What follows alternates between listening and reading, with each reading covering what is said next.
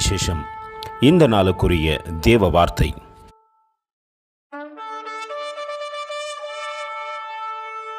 And it is written for their sake, we are killed all the day long, we are accounted as sheep for the slaughter. Romans 8:36.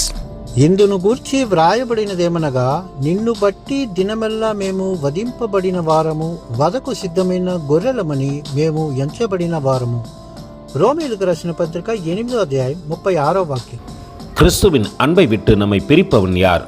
உபத்திரவமோ, வியாகுலமோ, துன்பமோ, பசியோ, நிர்வாணமோ, நாச மோசமோ, பட்டயமோ? ரோமர் 8:36. அன்பின் தேவ பிள்ளைகளே, கிறிஸ்துவின் மீது பவுல் அப்போஸ்தலன் வைத்த அன்பை குறித்து இங்கே வெளிப்படுத்துகின்றார். எது என்னை அவரிடத்திலிருந்து பிரிக்கக்கூடும் என்று. நம்முடைய நிலை எப்படி இருக்கிறது? துன்பங்கள் வந்தபோது கிறிஸ்துவின் அன்பை விட்டு நாம் பிரிந்து விடுகின்றோமே, அல்லது அவரை தேடக்கூடாதபடிக்கு அவரை ஒதுக்கி விடுகின்றோமே? அந்த நிலையில் இருக்கக்கூடாது என்பதை நமக்கு உணர்த்தத்தக்கதாக எல்லாம் சூழ்நிலைகள் வரலாம். ஆனால் கிறிஸ்துவின் அன்பு ஒரு நாளும் மாறாது என்பதை நாம் புரிந்து கொள்ள பவுல் அப்போஸ்தலன் நம்மோடு கூட இந்த காலை வேளையிலே பரிசுத்த ஆவியின் ஏவுதலினால் பேசுகின்றார். நாமும் நம்மை ஒப்புக்கொடுத்து அந்த அன்புள்ள தேவனை நோக்கி பார்ப்போமா? கர்த்தர் தாமே உங்களை ஆசீர்வதிப்பாராக. ஆமேன். எங்களோடு கூட இணைந்து ஊழியம் செய்ய விரும்பினால் இந்த வார்த்தைகளை மற்றவர்களுக்கும் பகிர்ந்து கொடுங்கள். இது ராஜ்யத்தின் சுவிசேஷம். Thank you for watching. God bless you.